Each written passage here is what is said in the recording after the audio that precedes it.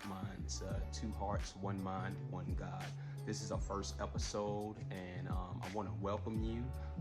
I pray and hope that you enjoy this episode. Leave comments, suggestions, anything in the comment section, and I will be sure, my wife and I will be sure to reach back out to you. Tonight, we're going to talk about marriage.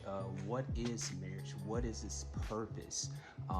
Marriage can be summed up as a sacred union between man, woman, and God. Okay, man, woman, and God.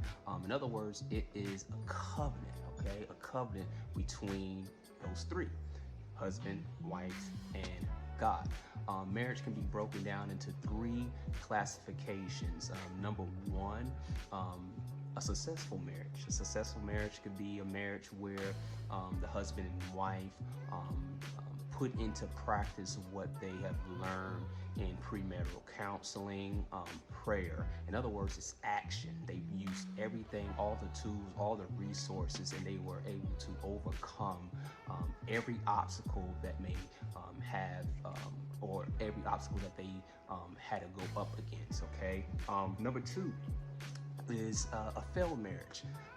Obviously, this marriage it failed because the two couldn't put into practice, or was unable to put into practice everything they know how to make or become successful in everything they do in a marriage.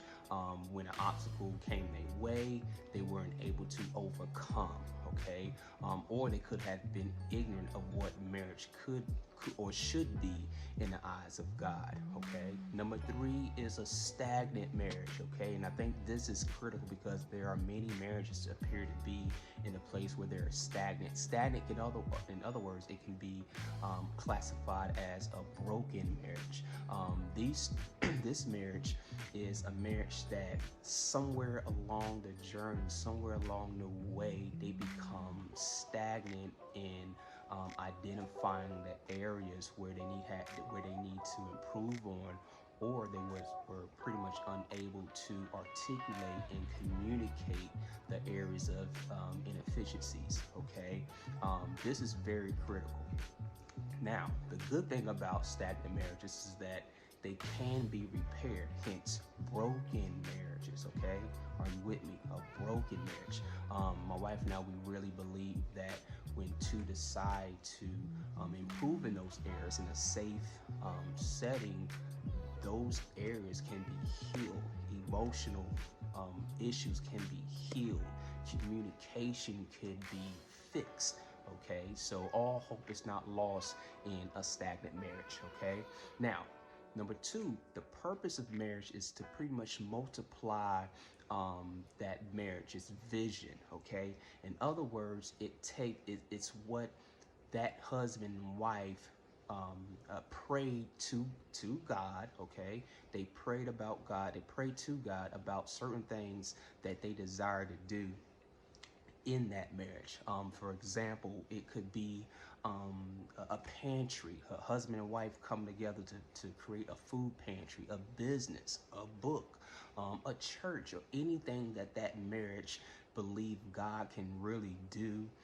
That is multiplying the image of God. In other words, people on the outside can see the demonstration of what God is really doing for that husband and for that wife together.